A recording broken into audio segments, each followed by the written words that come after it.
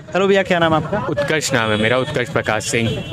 कौन सा अटेम्प्ट है इस बार आपका? ये मेरा दूसरा अटेम्प्ट है। दूसरा। पिछली बार हुआ नहीं था, प्रीलिम्स नहीं हुआ था पिछली बार। मीडियम कौन सा आपका? मीडिया मेरा इंग्लिश है। English medium. हाँ हाँ। तो कहीं कोचिंग वगैरह की थी या फिर नहीं, सेल्फ स्टडी है मेरा, यहीं इलाहाबाद में ही रहते हैं तो सब सेल्फ स्टडी से ही है ज़्यादातर। यूनिवर्सिटी में पढ़ते थे क्या? हाँ, यूनिवर्सिटी से 2020 का ही ग्रेजुएशन है मेरा।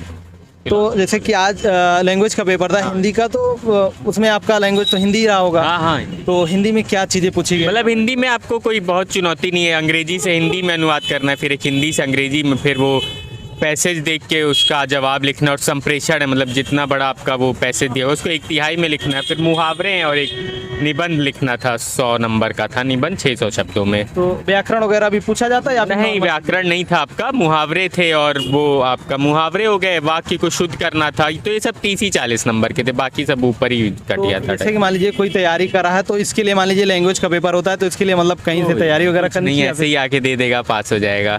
और क्या, कोई मतलब कुछ नहीं पढ़ना, आराम से आप कर लेंगे। तो थोड़ा हम फिल्म्स के स्ट्रेटजी के बारे में जानना चाहते हैं, क्योंकि आप पहली बार जब फिल्म दिए थे उसमें नहीं हो पाया था, इस बार आपने दिया तो यहाँ पर हो गया, तो उसका मतलब क्या स्ट्रेटजी आपने फॉलो की? नहीं, देखिए प्रीलिम्स में ये है कि जो आपका मतलब 2-4 सब्जेक्ट हो गए, जैसे पॉलिटी हो गया, इकोनॉमिक्स हो गया, मॉडर्न हिस्ट्री हो गया, इन सब से सवाल गलत नहीं होने चाहिए, क्योंकि बाकी आप जैसे कि एनवायरनमेंट हो गया, कोई गारंटी नहीं, कितना भी पढ़ के आएंगे गलत होगा। एंशिएंट हिस्ट्री में भी हिट एंड मिस वाला केस है, तो ये 3-4 सब्जेक्ट में एकदम मतलब आप तगड़े से पकड़ बना के रखिए। ये जो हो गई स्पेक्ट्रम हो गई, पॉलिटी की हो गई, इकोनॉमिक्स का मुन्नाल वगैरह का हैंड आउट हो गया, इनको कम से कम 4-5 बार पढ़ लीजिए, कम से कम 5 बार पढ़िए, हो जाएगा आराम जैसे से। करंट अफेयर का वेटेज काफ़ी ज़्यादा रहता है, फिल्म्स की बात ना करें ना, प्रीलिम्स में करंट अफेयर्स का इंपॉर्टेंस ना के बराबर है, बिना करंट अफेयर्स पढ़े भी आएंगे तो भी हो जाएगा, क्योंकि वो स्टैटिक से कनेक्ट रहता है और इतना आपको समझ रहेगा तो कर लेंगे, नहीं में भी। तो आप जैसे करंट अफेयर के लिए कुछ चीज़ें फॉलो करते थे कि नहीं? नहीं, विजन वाला पढ़ते थे, लेकिन मतलब अगर उससे कोई क्वेश्चन खास फंसते हैं नहीं, ना के बराबर फंसते हैं,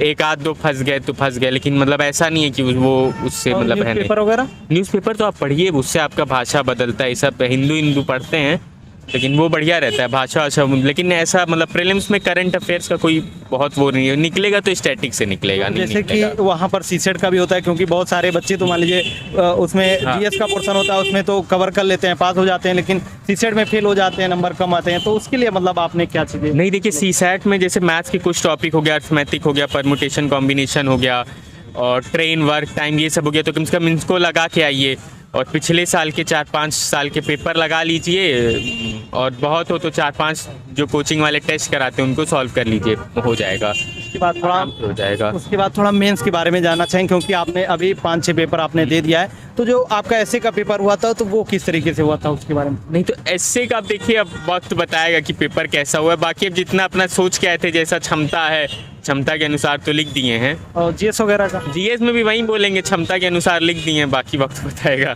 और बाकी जैसे कि जैसे यहाँ पर टाइम का काफ़ी बाउंडेशन होता है, 3 घंटे का पेपर होता है, लिखना ज़्यादा रहता है, तो मतलब आपने आंसर राइटिंग के लिए क्या स्ट्रेटजी? नहीं, उसके लिए तो आप लिखिए, आंसर राइटिंग के लिए यहाँ दे में भी हमने वो आंसर राइटिंग वाला वो ज्वाइन किया था, और एक इनसाइट वाला था, तो उसमें तो लिखना है, जितना लिख सकते हैं उतना लिखिए। तो मान लीजिए जो नए फ्रेंड्स हैं तो उनको आप क्या टिप्स देना चाहेंगे, किस तरीके से पढ़िए, आराम से पढ़िए, धैर्य लगा के पढ़िए, वो वक्त आएगा तो लिख लेंगे आप, उसका कोई मतलब नहीं, 1-8 साल तक पढ़िए। Thank you.